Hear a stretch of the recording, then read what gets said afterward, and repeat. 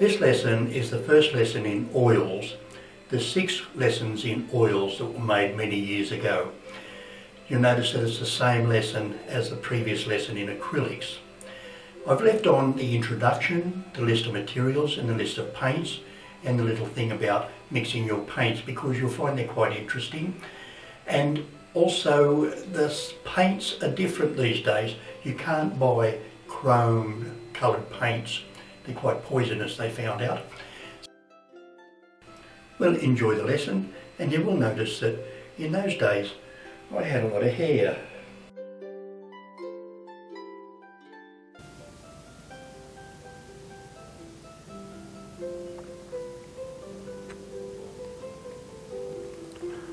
The purpose of this video is to teach a particular method of painting Australian landscapes in oil.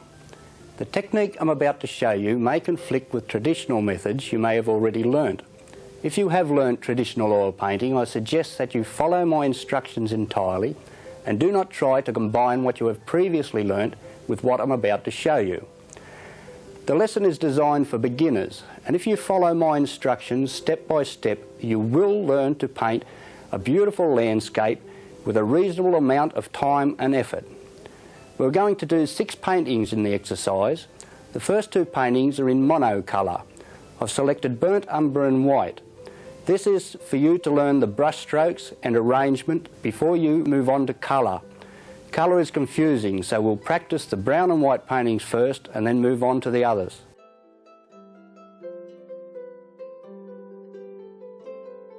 Here is a list of brushes we will be using. The number 12 round brush is used for doing the foliage. The number 8 round brush is used for doing foliage also. The number 8 flat brush is used for doing iron roofs and little sheds. The fan brush is used for painting the grass.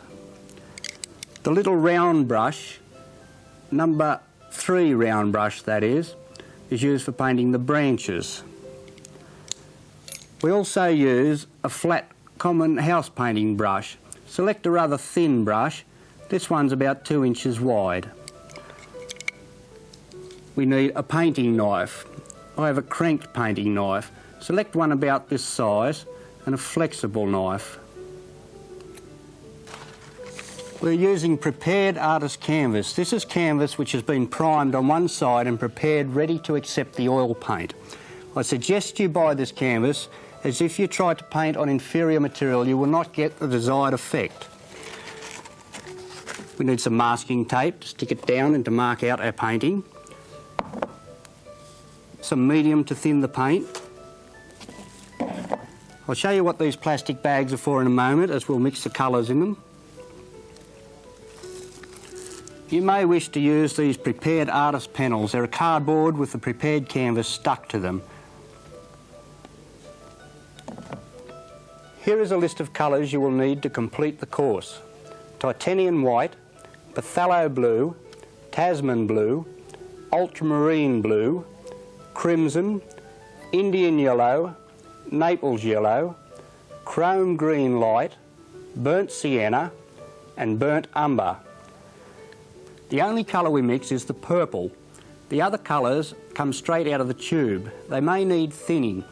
If they do need thinning, I suggest that you mix them in a little plastic bag. I'm mixing the ultramarine blue and the crimson together. I'm putting more blue than crimson, as the blue is not as strong a colour as the crimson. I'm using a wax medium here. I've just put a little dribble in there. Now, the amount of medium you'll put in the paint to thin it varies with the different brands of paint, how old the paint is, and the weather. In hot weather, you'll find you won't have to put as much medium in as in the cold weather. Mix the paint round and round. Tie a knot in the top of the bag.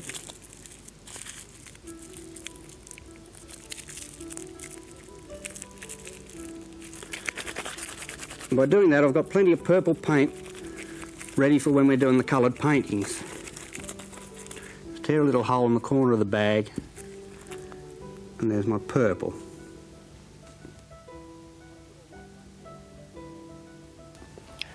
I've put all my paint in these plastic bags for convenience. I like you to have a vertical palette. That's our palette up here, and this is where I want you to practice before you put it on the painting.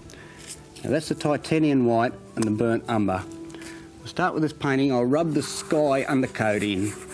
You'll notice I use my fingers a lot. You may not want to use your fingers. You may want to use a piece of rag to rub the paint in, which is quite efficient. In fact, I think it's a bit faster than using your fingers. Or you might want to use a brush. But I'll use my fingers because it's easier for me to work at the moment. I rub that white right into the canvas. It's most important that you have your undercoat on the sky right into the canvas. And then a bit of burnt umber in each corner. And just blend our sky together like that. Now that's the basic sky. The important thing here is to have the white rubbed right into the canvas, to have the corners slightly darker than the middle of the painting, and keep this white down the bottom. So that's our basic sky. Now for the clouds. I'll take a little bit of burnt umber, round and round and round, and rub it on there. That's the shadow for the clouds, and now the white on the top. Now I'll finish these clouds off and then I'll show you how to do them. They're quite easy. It's just a matter of practice. Now that'll do for our clouds at the moment. What have I done there? I picked up a little bit of colour, rubbed it on, and picked up a bit of white on the side of my finger and rubbed it round and round. Now that gave me the sunlight shining on the side of the clouds. In all these exercises we're going to have the light shining in this direction. So if you practice by rubbing a little bit of colour into your practice bit of canvas here, pick up a little bit of white on the side of your finger and rub round and round and round, you'll soon find the motion that produces a cloud effect. You'll soon find the motion that produces a cloud effect. It's like rubbing ointment on a bruise, just the same motion. Now if you practice this for a while, it's quite fun to practice, just round and round and round, you'll get this cloud effect. And then without a lot of trouble you can shape your clouds. So there's your first practice piece. Practice those clouds. And most important, keep your sky white down the bottom. Now for the background mountains. We'll put the mountains down here. I'd like you to bring your sky down 2/3 of the way down the board. Keeping it white at the bottom, that's most important. And we'll bring our mountains down here somewhere, about there. Keep a pleasant shape on your mountains. This is not pleasant. Now you can put them in with your fingers, or you can put them in with a brush. And keep them pleasant rolling shape. The important thing here with the mountains is the tone. The shape's rather important, as long as it's a pleasant shape, but the tone is most important. If you have them too dark, they come forward too much. So keep them toned down, about the same tone as the middle of the sky. I've got to brush that sky across. If you take your big flat brush and give it one sweep right across, this will give your sky a moving effect, and it covers up a lot of mistakes. Now I just put those mountains wherever I wanted them there. They don't look much like mountains yet, but when I put these background trees in, it'll make the mountains stand out a bit more. This is the undercoat for the background trees. This straight down brush stroke is a good brush stroke to give us the background tree effect. And what I'm doing is covering up the bits of mountain I don't particularly like. I don't particularly like any of that mountain actually. I could cover it all over, but I won't at this stage. And keep the background trees sweeping in. We keep this sweeping in effect to keep your eye travelling into the picture. It makes an interesting arrangement. A bit more paint there.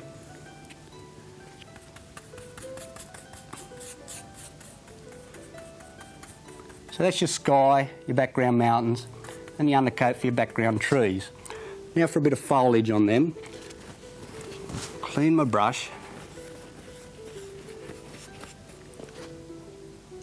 Pick up some white and I'll dab the foliage on.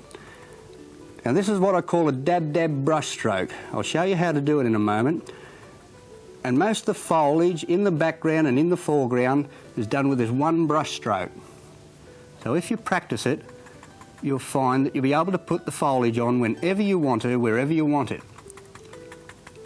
So let's have a bit of practice over here with this brush stroke. There's our undercoat for the trees. Now you pick the paint up by drawing the brush towards you.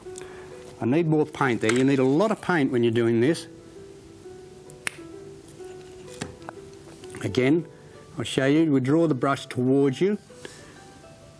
Take it and turn it completely over and dab each little brush stroke on like that. Now here's the secret. Each time you dab the brush on, it makes a little mushroom shape. So if you can get these mushroom shapes coming off the brush whenever you want to, you can get to shape them into bigger umbrella shapes. And this is the basis of the foliage.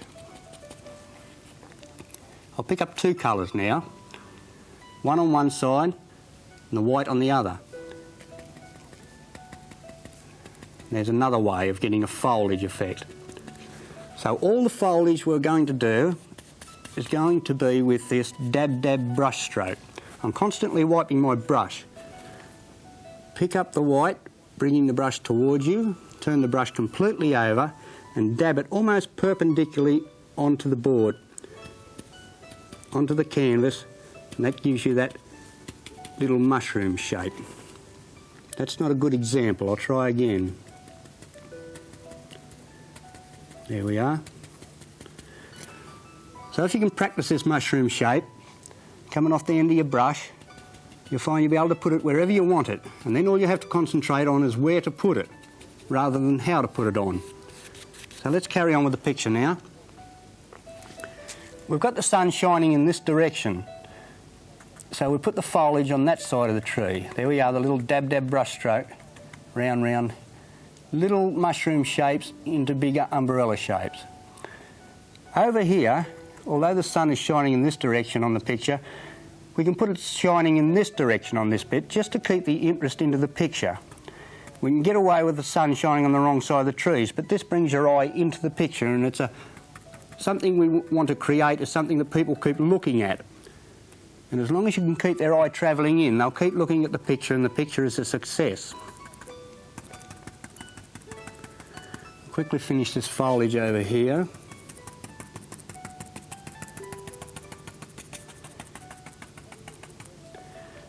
Now for the background. We have to put little branches in here later to make them look more like trees. With your background, this is going to be grass here. Try and get this white line effect. You can put it in with your brush, or you can rub it in with your fingers. But if you keep this white line along here, by dragging the paint off the edge of the brush or rolling it off the edge of the brush, it gives you a perspective, makes it look like it's a long way away there. I'm running out of paint again today. More white. Wipe the brush. Now in the corners we keep it dark. Like the corner of the sky, we keep the corner of the painting dark. This again gives you a perspective and brings your eye into the middle of the picture. That's just a crisscross brush stroke. As you come forward with these brush strokes, you come darker into the corners. Now for the fan brush. The little fan brush is handy to make grass, so we'll just dab it on along here. This is a brush stroke you can practice also.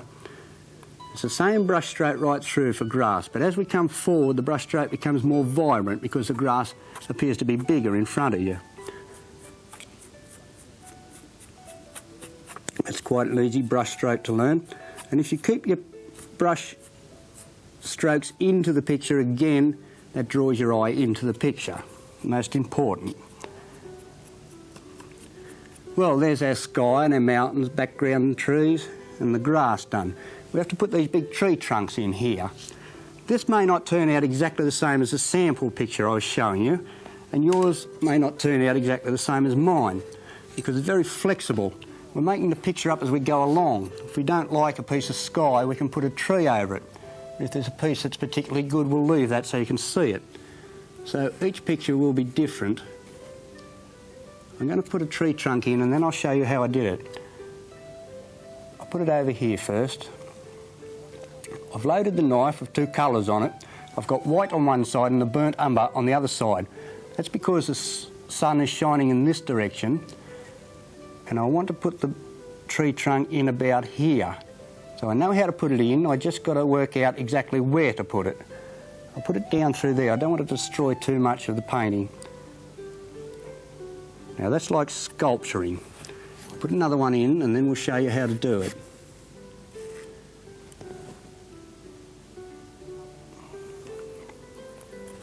That's two colours on the knife at once, and you spread it on like butter.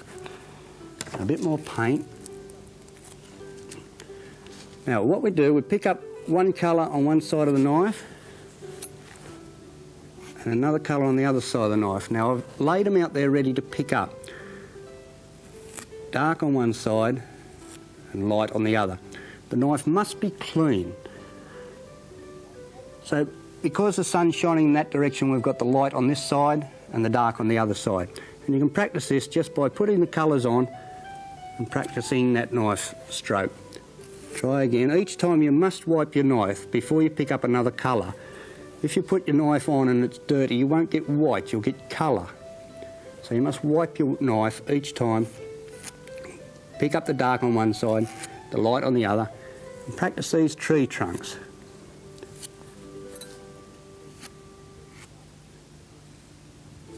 Just like spreading butter. Now we'll tidy these ones up over here. Load the knife again. Tidy this one up. A bit of dark around the trunk. Keep your knife strokes down, as the tree is an item that shape. Keep your knife strokes that way. It's no good to put paint on in this direction on a thing that's that shape. So a bit of colour down the side here. A bit of dark under the tree makes the tree look like it's going into the ground more. Now for the other trunks over the other side of the picture, making sure I don't cross out anything that I like. There's nothing there I'm too worried about. Another tree here, say. We can make this one a big thick one by doubling up on the amount of paint. And that's basically the tree trunks. I haven't gone to a lot of trouble with them, but if you practice them, you'll find it's fun just to put them in wherever you want to, and it's no problem.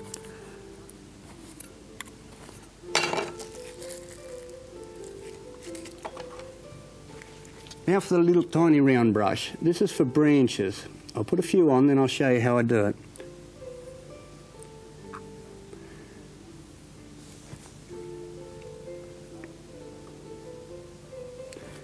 I'm rolling the brush as I go. Jagged movement, rolling the brush.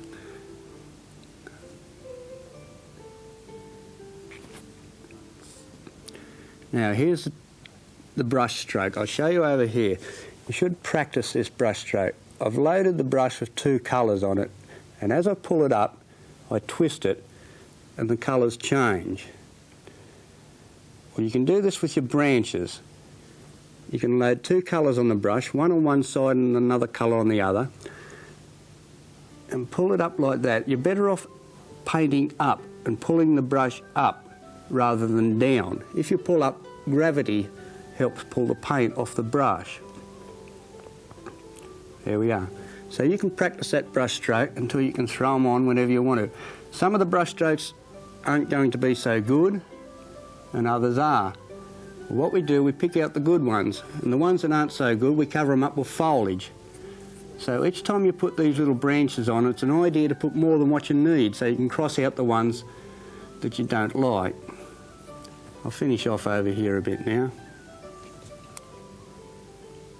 So those trees don't look very well at the moment, but when we put foliage on, we can cross out all the bits we don't like.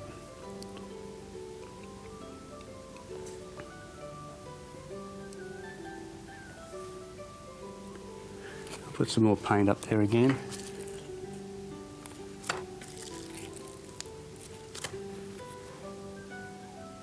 Finish this tree off over here now.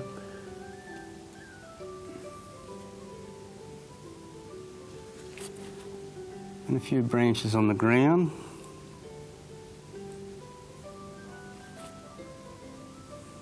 Again, rolling the brushes in this jagged movement. The Australian gum trees seem to have a jagged change of direction with their branches. They're not a curvy tree, they're more of a jagged branch effect. I want to put them branches in the background trees now. You put these little branches in the dark part of the tree. Not a lot of them, just enough to let you know that is trees back there.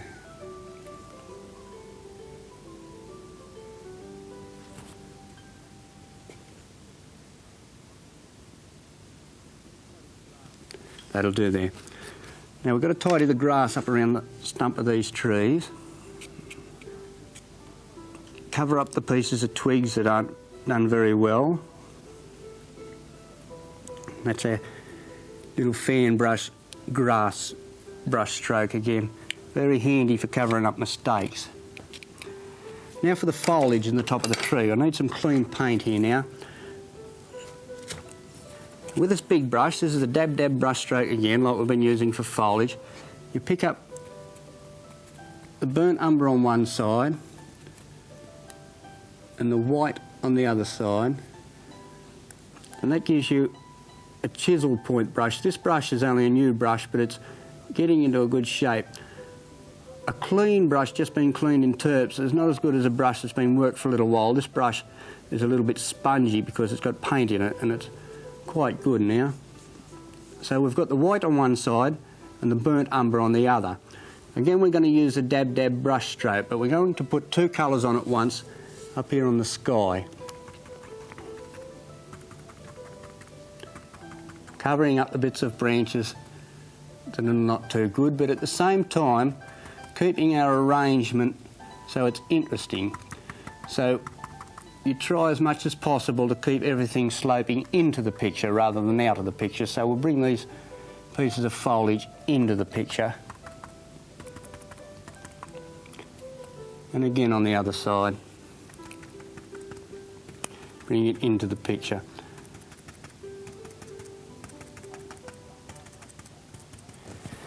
And that's not a hard brush stroke to learn, it's a very handy brush stroke. Just dark on one side, light on the other, and just unload your brush by dabbing it almost perpendicularly onto the wet paint. We're painting wet on wet, which is different than most traditional styles of oil painting. We finish the painting in one sitting. The sky is still wet, everything is still wet. But if you follow the instructions, like I tell you, to keep the sky thin and come forward as I've shown you, you won't have problems with the paint getting all mixed together or becoming muddy. Try and put the paint on one dab of the brush without having to go over. If you fiddle with your painting, you find that not only do you waste time, but the paint goes all muddy, and it's a waste of time anyway because it looks much nicer when it's a rustic effect. Well, that's our first one. Then we'll go on with one very similar, but it'll have water in. I'll show you how to sign it now. The best way to sign it is to just scratch your name in the paint with the end of the brush.